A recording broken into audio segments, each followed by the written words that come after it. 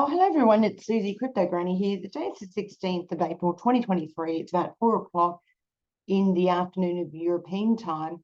I just want to cover some stuff that I did last week, but I didn't have a time to podcast it or video it. So this was April the 13th, and I like to keep up with all the news stories because it's very important to obviously what we hold in terms of cryptocurrency and what's happening in terms of regulatory environment and all sorts of things. Cryptocurrency market never stops, as you know. So hope you're all having a great weekend. So on April 13th, there were some important things that were coming out. Obviously, the Ethereum Chapala upgrade was a big one, moving from proof of work to proof of stake. It seems to have gone all right. People were very concerned that Ethereum could have sold down because there was a lot of coin coming out that was being staked and was being unlocked, but it seems to have performed quite well. Also on the 13th, Gala has unlocked some tokens as well. I'm not sure how much, but that may depress the price of Gala as well. On the 14th, there was NIM that unlocked as well, some tokens as well. Come the 15th, we've got BitDAO unlocking, which is really important. And on Monday, we have PPS doing a hard fork. Big news this week, certainly this week, the start of the week, which will be the 17th, is Gary Gensler has to testify before the House of Financial Services Committee for the first time. Basically, this will be on the 18th of April. The SEC will have to basically tell people at this Financial Services Committee how he approaches his, if you want to call it, ruling control of his approach towards the crypto ecosystem and obviously the regulation. The House Financial Services Committee has jurisdiction over all aspects of the US financial services, including banking, securities, and digital assets. So it's going to be very interesting to see what Mr. Gary Gensler, the chair of the SEC, how he testifies on April the 18th. And I'll certainly be watching that with bated breath. I've got to tell you that because he has a lot of people that are actually against him. Particularly the Democrats are lining up in opposition to the stance on cryptocurrency, digital currency by Mr. Gensler, and I think it's going to be very, very interesting to watch this interview by the House Committee in reference to Mr. Gary Gensler. So basically, they want to ask him, his approach, laying down a regulatory sphere for digital assets, and why he is being so anti-cryptocurrency assets. Okay, a lot of Democrats are very pro-cryptocurrency assets. And they just feel that Mr. Gensler is doing it the wrong way in terms of the regulatory stance, saying that every cryptocurrency is a security rather than excluding Bitcoin, right? And his approach has been very aggressive. Obviously, they've issued a lot of Wells notices to several cryptocurrency firms, including Coinbase. Obviously, Binance is in trouble with the Commodity Futures Trading Commission, but also you've got Justin Sun that's being sued and lots of other people, right? And a lot of people are actually, a lot of corporates are getting out of the US because the regulatory environment is just so onerous and they keep slapping huge fines on people and all sorts of things, okay? Another important thing that came out last week was the FOMC minutes, which is very important, sets monetary policy. It's, obviously includes decisions of interest rates, asset purchases, and whether they're going to increase rates or not. Also, it drives economic growth and obviously affects employment and inflation. So that committee was pretty important because not all members of that committee, and you normally have about 8 to 10 committee members and about 10, I think, that actually can say, yes, we're going to have a rate hike or not. It wasn't unanimous. So not everyone actually, said, yes, let's raise rates, right? If you read the paper, it's quite important what they said. They acknowledge that there is some weakness in the US economy, but their unemployment figures that they look at are still holding up. And I beg to differ on that. I think things are really bad in the US. I do believe the rates are too high. And yes, of course, they went 25 basis points, but I think it's basically the nail in the coffin, okay? So it wasn't quite unanimous. In other words, they didn't have exactly 10 people or so voting, yes, let's raise interest rates, okay? Also, at the same time, the IMF came out and said that interest rates are way too high. They will start coming down. We believe that things are very bad in the world global economies. We don't think it's going to reach 3% in terms of growth for a number of different reasons, and interest rates are killing people, right? Rising interest rates have sparked fears of global economic recession. I'm calling it depression. And I think if they go harder on May the 2nd to May the 3rd, the FOMC, it's going to be the last nail in the coffin for raising interest rates, because every index that I'm looking at is showing mega weakness globally in the world. Another big news story last week was MiCA, and MiCA is the European regulatory environment. It's about, obviously markets in digital assets, and they want to have a regulatory environment where it's very bullish and very pro for digital crypto assets. Okay, it's part of a European members. MiCA's rules set to level rules to be applied to blocks in terms of digital assets. The Dutch regulators said that they don't want to be cutting corners in an effort to win business. People are looking for European hubs for cryptocurrency digital assets and to grow. We're seeing what's happening in Asia and Hong Kong. It's huge. And certainly MiCA doesn't want to be behind the ball here, not like the US, right? They consider it's very, very important for new ruling on cryptocurrency, as long as everyone's on the same page using the so-called same Bible, okay? Crypto licensing framework, it has gone to the European Parliament. It's been delayed, of course, because people have to decide what's the most appropriate action. There is a debate on this coming up on April the 19th, which will be pretty important, and it'll be a part of the lawmaking duties of the European members, right? So MiCA is, as I said, markets in crypto assets regulation, and it's basically to seek, licenses for all, corporates and this sort of thing, but also that everyone in Europe is on the same page when it comes to the regulatory environment. I mean, the Europeans want to be a hub in terms of digital assets, just like Hong Kong, okay? Also, some meetings last week about G7 countries discussing more cryptocurrency regulation, help to develop central bank digital currencies. They see it as a priority this year. Japan also is very interested in creating their own cryptocurrency digital asset.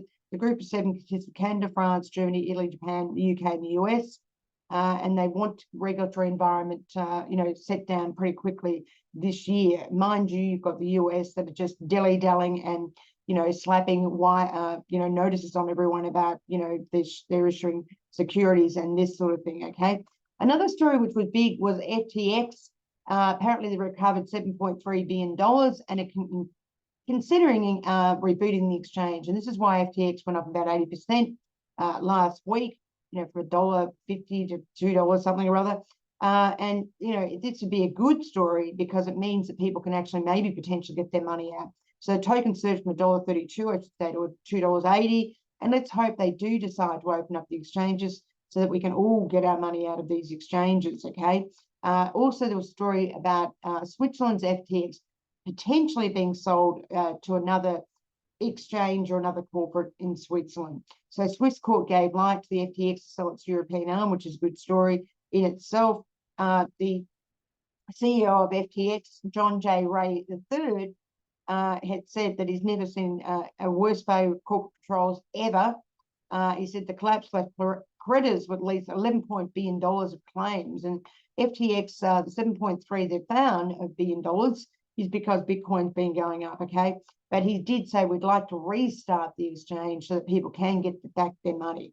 And they're considering restarting this exchange in Q2. Another big story last week, which I wanted to mention to you, was eToro has partnered with Twitter to create an exchange on Twitter, okay, which is a super story.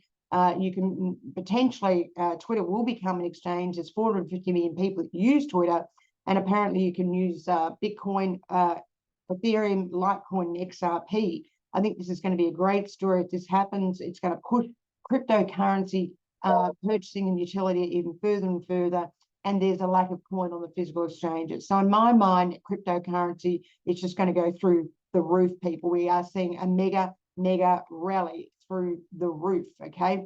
Bitcoin said that, he believes that, we're in the bull market here, a big one, and he projects that, Bitcoin is going to go through the roof, and I agree with the guy.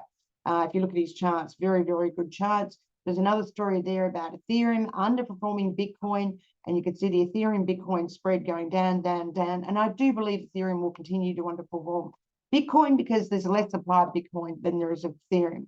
Also, Tezos came out last week, and ULAC Gold tokens launched a pilot program in the Swiss city of Winterthur. which is the sixth largest city in Switzerland. They're using the Tezos technology, which is great for Tezos. They want a whole city that is using digital currency. They have a lot of tourism in that city. They have a lot of little shops and restaurants, and they want the whole city to be in digital currency.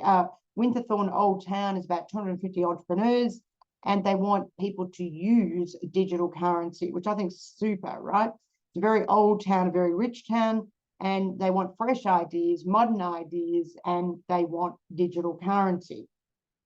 Also, Chainlink came out, Near Protocol and TMS, they're integrated together, which is great for Chainlink. Chainlink are doing great stories.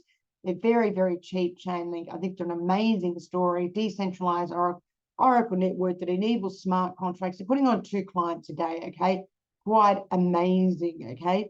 Now, Kraken leads Ethereum unstaking parade, makes up 62% of the exit queue. They said they're not staking anymore because, again, they were in trouble with the SEC, okay? And it's the same story. People just get out of the US, don't offer anyone in the US any of the services that are available to Australians or users overseas, simply because the SEC is just so onerous and so ridiculous, right? And we're seeing that constantly with the SEC. Also, Magic GLP deploys Avalanche's network to offer lower fees on GMX. GMX is an exchange doing incredibly well. I think it's about $78 at the moment. Literally, Avalanche is doing very well, putting on more and more clients every day, and more customers every day. Also, financial institutions joined Avalanche's Evergreen Subnet Spruce. They're expanding to third-party applications. They're using Avalanche's blockchain in DeFi and all sorts of things. T. Rowe Price has joined this testnet and using Avalanche's blockchain. They're quite well known, T. Rowe Price. They're a broker for the stock market and equities and this sort of thing. So there's just so much going on, people, and I don't want you to miss this stuff, because we really need to be aware of it, because we do hold Avalanche in our investment portfolio and we regard it as a blue chip, okay? Also, the Ripple SEC saga continues. Ripple are doing extremely well. They're mentioned by the International Monetary Fund, so they're leading technology. They're also working with another country to do digital crypto assets for that country, which is Montenegro. This is, probably the 3rd or 4th country they've been working with for digital cryptocurrency assets, and that's a big story for them. They've also done it with Paolo and Bhutan as well. Now, also this Ripple versus SEC case with the Dubit motion and the judge. Apparently, there's going to be a ruling potentially before May the 6th, 2023, which we need to keep an eye on, okay?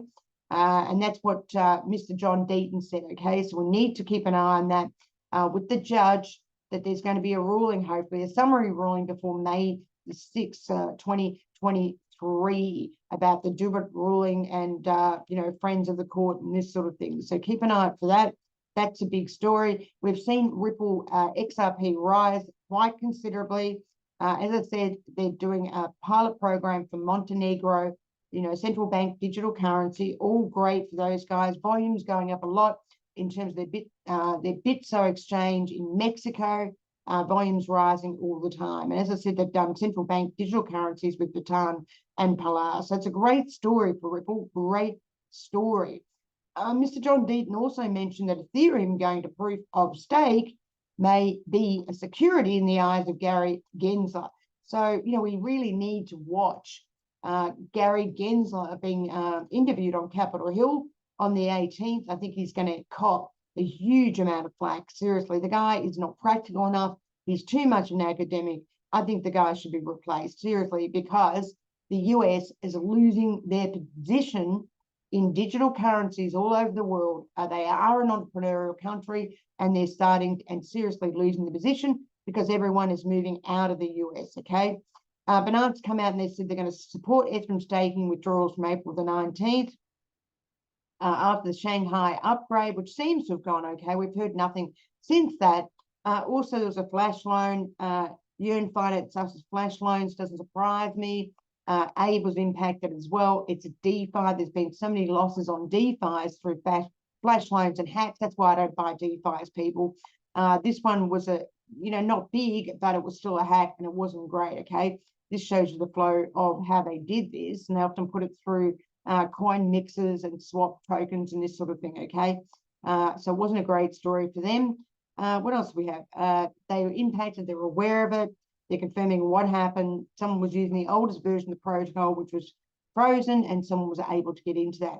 So that's basically for the 13th. I do want to mention the 14th too, because a lot's going on. So thanks for listening. It's a very quick update, but I'll also give you the 14th. I like to keep up to date. I like you guys to keep up to date with what's going on. And then are we doing today the events of this week, because there's so much going on in crypto land. So thank you very much for listening. Sorry I talked too fast, but there is just so much to cover, and I want to make sure that my clients are aware of what's happening this week as well. Thank you.